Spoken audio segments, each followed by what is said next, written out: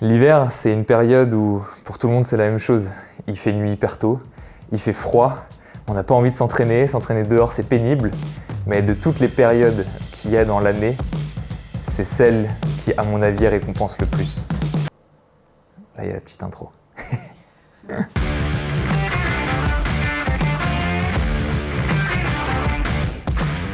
S'entraîner quand ça nous plaît, c'est cool quand c'est une passion, quand c'est un loisir, etc. Mais quand on essaye d'atteindre des objectifs un petit peu importants, on se rend vite compte que quand on s'entraîne que dans les périodes où ça va, c'est-à-dire quand il fait beau, quand toutes les conditions sont réunies, quand on a envie, quand on est motivé ou quoi que ce soit, on s'entraîne pas souvent, quoi. Si on s'entraîne une fois sur 4 parce que les conditions sont pas réunies, ça va pas suffire. Ouais. Il y a forcément des gens qui sont plus doués que moi, mais qui ont peut-être moins envie de s'entraîner quand les planètes ne sont pas alignées.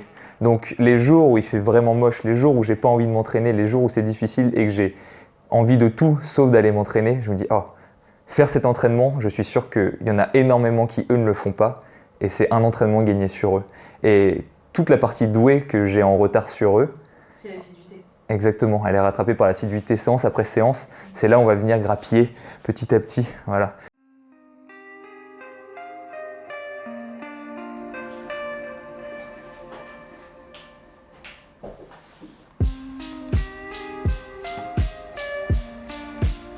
Là, on se prépare pour la Grande Virée 3. Donc, la Grande Virée 3, pour ceux qui ne le savent pas, c'est une course qui vient opposer des créateurs de contenu autour de l'univers du triathlon, du cyclisme et du sport en général.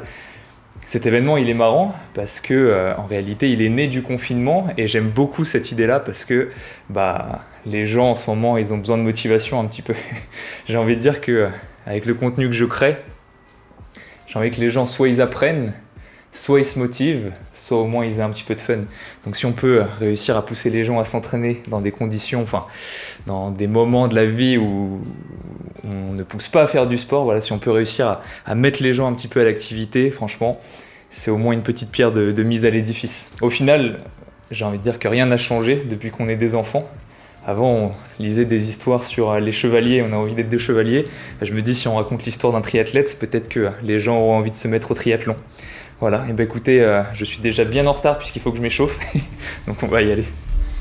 Ok. Et c'est pas grand chose parce que c'est déjà revenu avec notamment l'impulsion d'Iron Newman. On a ce peloton groupé.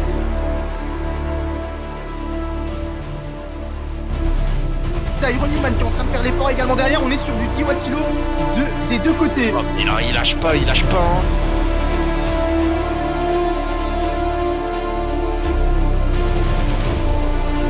À 2 km de l'arrivée, Iron Newman est en tête ici. Iron Newman qui pousse en plus, il veut pas que ça revienne. Ah bah oui, mais là il veut aller la chercher, Iron Newman.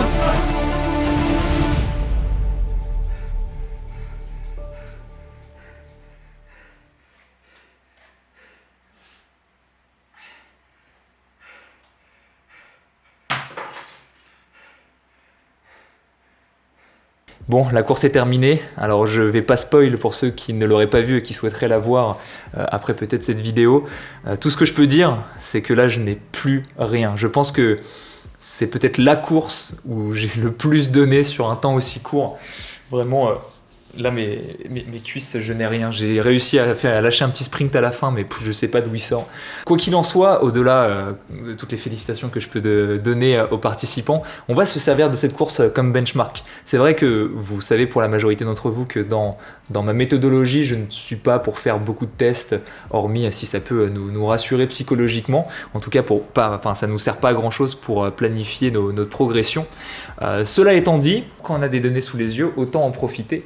Donc là, je viens de récupérer les courbes de puissance sur Training Peaks et ce qu'on peut voir, c'est que quand on enlève le départ tranquille, sur les 52 dernières minutes, j'ai réussi à tenir 373 watts de moyenne et en puissance normalisée, puisque il y a des petits pics de puissance, en puissance normalisée, on est à 394 watts sur 52 minutes pour une course qui est faite en 3e semaine de cycle de travail avec une sortie longue de 17 km hier avec un intervalle training lundi et mercredi.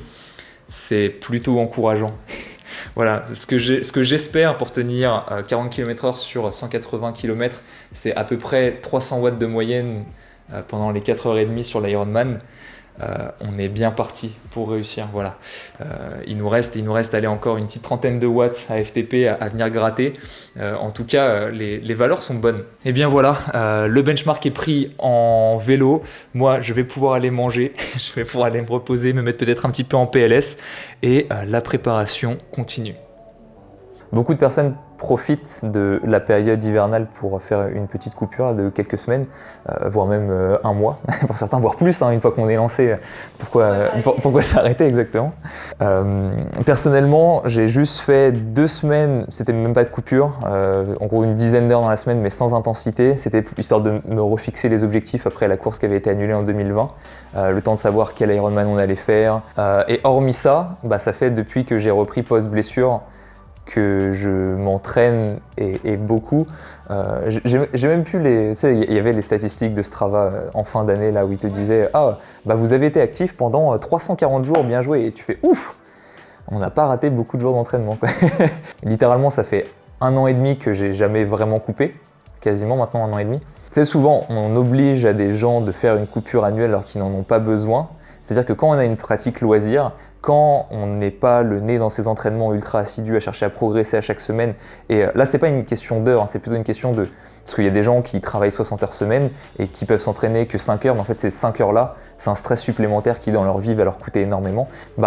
Quand on n'est pas dans ce cadre-là, on n'a pas forcément besoin de couper. Par contre, là où on se rend compte qu'on en a besoin, c'est quand l'entraînement est une contrainte entre guillemets, c'est-à-dire que on sort pas que quand on en a envie, mais on comprend que les moments où on n'en a pas envie, il faut aussi sortir si on veut réussir à atteindre ses objectifs. C'est ça que je veux dire par contrainte. Quand on rentre dans ce schéma-là, donc ce qui est mon cas depuis maintenant 1 an et demi, et ça va l'être pendant encore minimum 9 mois là, donc on va tendre à un peu plus de 2 ans, on se rend compte que le corps suit, il n'y a pas de souci. Par contre, mentalement, on se fatigue un petit peu. Et c'est vrai qu'il y a 1 an, j'ai eu des commentaires en mode « Oh, t'as pas peur d'être prêt trop tôt, t'as pas peur... » C'est des commentaires qui faisaient pas beaucoup de sens sur le moment. On n'est jamais prêt. En fait, on n'est jamais prêt trop tôt. En fait, potentiellement, on pourrait s'entraîner de manière assidue à chercher à progresser tous les mois de l'année et plusieurs années à la suite. Par contre, on se rend compte qu'on peut s'essouffler un peu trop vite. En fait, je crois qu'il y a, pour résumer, pour faire simple, je pense qu'on atteint ce stade quand, au lieu de se plaindre de devoir courir à une allure faible, ce qui est souvent le cas de beaucoup de gens qui diront « mon allure fondamentale, c'est trop lent ». En fait, je crois que quand on arrive au point de bénir cette sortie, je pense que c'est que là, tu as atteint le stade c'est marrant. Le stade dont tu parles. Ouais, en fait, on sait qu'on a besoin de couper quand on se rend compte qu'on se plaint plus des séances de vitesse que des séances d'endurance fondamentale. Un des facteurs dont on parle peu, mais qui est en réalité ultra important, c'est la mentalité avec laquelle on aborde les séances. Et quand on aborde une séance intense principalement, puisque c'est celle-là qui nous faut progresser, avec une mentalité vraiment de vainqueur en se disant celle-là je vais la détruire, sur le long terme, c'est pas scientifique ce que je vais dire, mais on progresse plus que quand on va à chaque entraînement intense à reculons. Quand on est dans cet état d'esprit de se dire ah j'en peux plus, j'ai envie de m'arrêter, j'ai pas envie de faire cette séance, quand on l'a trop longtemps, ça va systématiquement quasiment avec de la stagnation. Ça peut paraître bizarre ce que je dis et les gens vont pouvoir sûrement dire que c'est trop empirique, mais ce que je peux dire c'est que si on perd cette envie d'aller à l'entraînement et de vouloir vraiment chercher à progresser de séance en séance et que on a en fait au final ne pas avoir peur de cette progression parce que si une séance est difficile et qu'on sait que la semaine suivante elle va être encore plus dure, on peut très vite rentrer dans le schéma de oh non déjà j'en ai chié cette semaine, j'ai pas envie d'aller dans la suivante et encore moins celle de l'après, encore moins celle de l'après. Si on a ce schéma psychologique négatif, on va droit dans le mur. Et en fait, l'une des qualités nécessaires, c'est justement de toujours aller chercher à s'auto-convaincre qu'on a envie de réaliser ces séances. Et on se rend compte que très souvent, juste un changement d'état d'esprit, ça fait toute la différence. Donc là, je n'ai pas coupé cet hiver, j'ai juste un petit peu réduit. Et je sais très bien qu'avec un bon état d'esprit, ça va rouler jusqu'à Tallinn. Là.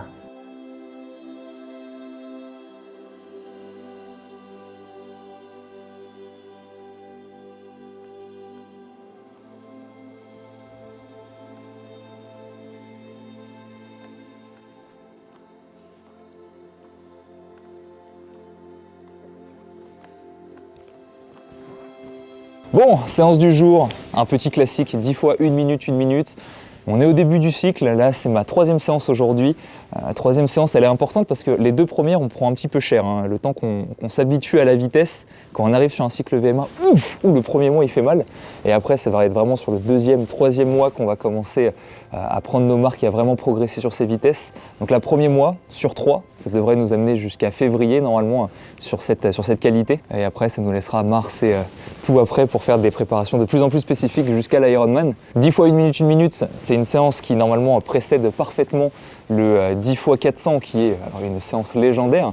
Et à quoi ça va nous servir? Ça va nous servir un peu comme ce qu'on avait fait sur le vélo avec la course sur Zwift. Ça va nous servir de benchmark et on va voir si le 10 fois 1 minute passe relativement facilement aujourd'hui. Ça nous laisse de belles perspectives pour l'avenir pour peut-être aller chercher 20,5, 21 km/h. Et ça va être justement ça l'objectif. 3 minutes au kilomètre, on dirait pas comme ça. J'ai l'impression que sur cette chaîne, ça fait 1 an et demi que je suis à 20 km/h de VMA. Alors qu'en réalité, l'erreur que je faisais, j'en avais déjà parlé précédemment. J'avais tellement envie d'être à 20 km/h de VMA que je faisais toutes mes séances à cette vitesse-là. Et je ratais toutes mes séances, très simplement. Et du coup, ça a créé une sorte de mythe. Et j'ai vraiment l'impression que sur des types de séances comme ça, c'est impossible de descendre en dessous. Donc c'est bien, le petit cycle vitesse que j'ai fait juste avant, là, ça m'a permis de démystifier un tout petit peu ces vitesses. Quand tu vois que tu peux tourner à 2 minutes 20, 2 minutes 30 sur quelques centaines de mètres, tu te fais « Ah, ça existe, on peut courir à 22-23 km/h, en fait c'est possible. » Donc là, l'objectif de ce cycle, on commence à 20 km/h, c'est censé être facile, et on devrait essayer d'aller chercher peut-être 20,5, 21 peut-être si on est chanceux. On a travaillé sur beaucoup de choses, on a travaillé sur le renforcement, on a travaillé sur la technique. Normalement, en plus j'ai même mis des chaussures carbone aujourd'hui.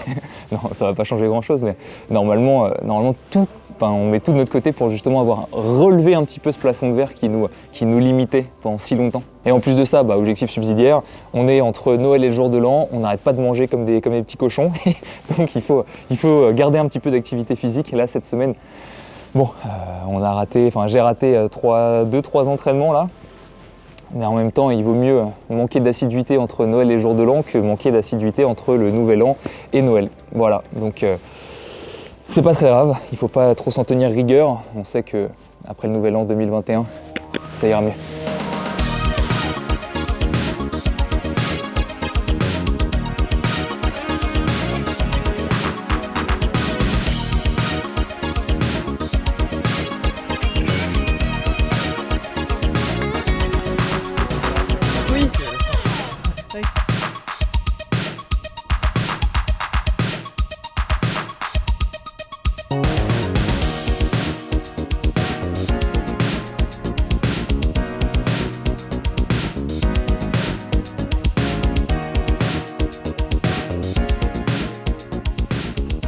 Bon, et c'était pas mal là, hein. Franchement la séance elle est bien passée. Les 10, je dirais pas facile non plus, mais les 5 premiers sont passés en 57 secondes, les 4 suivants en pile le temps, et puis le dernier, petit coup de boost à la fin, voilà 57 secondes encore. 3 secondes plus vite, mine de rien, quand on reporte ça à 1 km, ça fait courir en 2,50 au kilo. Donc ça c'est cool. Moi qui disais que je ne connaissais pas de vitesse sous les 3 minutes au kilomètre et que je ne savais pas ce que ça faisait de courir plus vite, au final, c'est là où on voit que le cycle vitesse a payé. On pourrait dire que j'ai un peu trop donné. Je suis arrivé au 4e intervalle, j'étais à FC max et j'étais en mode va falloir faire quelque chose là parce que sinon il faudrait peut-être faire la séance telle qu'elle avait été prévue. Là quand tu dis que t'es à FC max, c'est que t'étais trop rapide sur ton intervalle? Bah ouais, alors il y a beaucoup de gens qui pensent qu'il faut être à FC max sur tous leurs intervalles sur des entraînements VMA, alors que dans la réalité et dans les faits, c'est très compliqué ou alors c'est vraiment une séance extrêmement difficile. En général, tu vises au-dessus de 95% de fréquence cardiaque de réserve, quelque chose comme ça. Donc ça laisse une petite marge. De toute façon, je pense que tous les gens qui ont fait des cycles VMA de manière assez assidue ont remarqué que si dans leurs 2 premiers intervalles ils sont FC max et qu'ils en ont genre 10 ou 15 à faire, ils sont un peu dans la merde. Ouais. Donc là, si ça c'est validé, on va pouvoir continuer dans ce cycle, on va pouvoir monter après 14 minutes, 15 minutes, 18 minutes si on est gourmand. On n'oublie pas que l'année dernière, je m'étais fixé l'objectif de faire 2 fois 9 minutes à cette vitesse-là. Donc peut-être que je ferai cette séance-là dans mon cycle. Et après, évidemment, sur les 2-3 dernières séances, si on pouvait réussir à fixer 20,5 km/h, voire un tout petit peu dessus, ça serait ultra cool. Donc là, des petites informations que vous pouvez rapporter à la maison. Premièrement, vous l'avez vu sur un début de cycle, en réalité ça sert à rien d'aller au carton et de faire toutes ces séances au maximum. Le but de planifier une progression, c'est justement de pouvoir se laisser de la marge.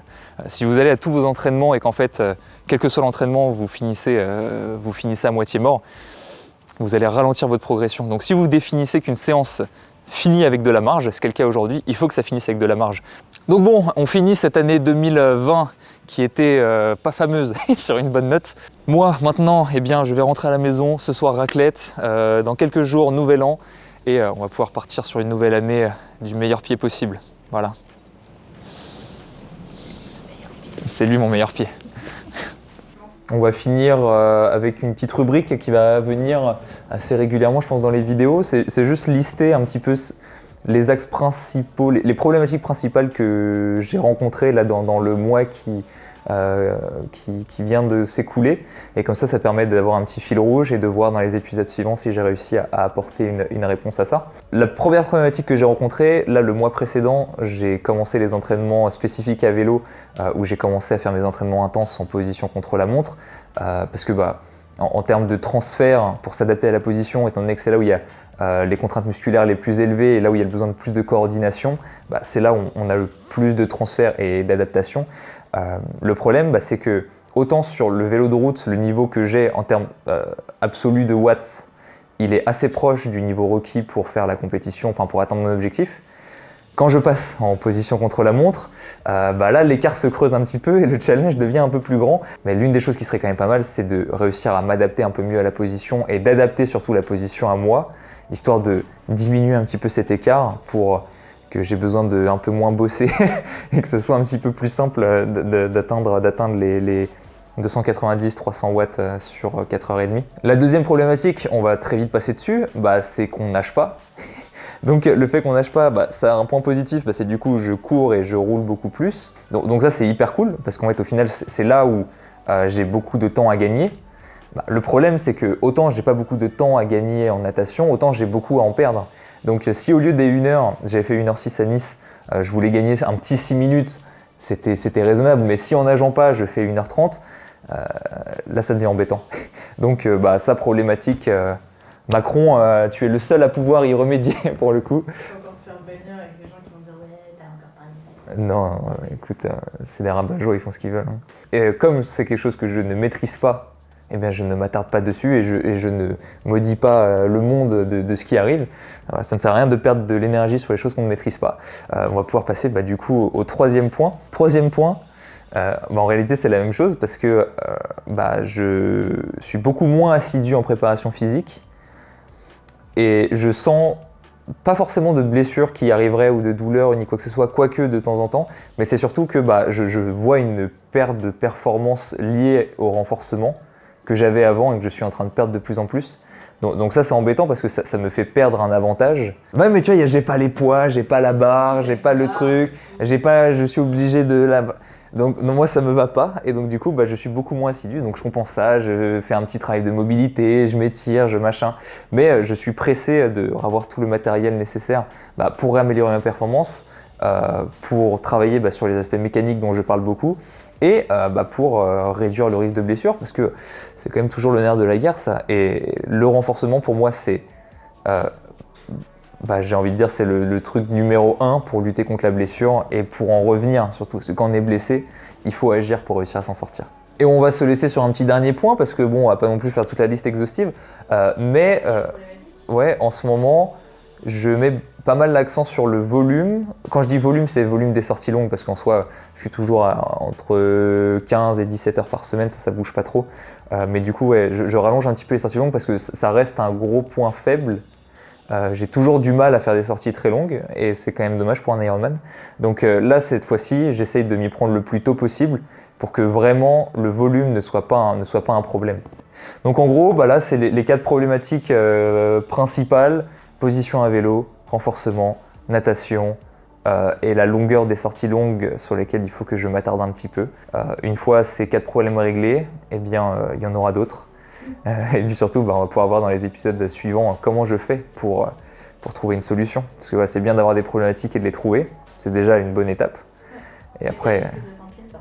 il faut pas que ça s'empile et voilà, il faut trouver des solutions et agir. Plus important. Conclusion de vidéo? C'est tout? Salut les copains? Bah salut les copains, abonnez-vous, hein. C'est tout. Je suis nul en fin de... On coupe! Au revoir.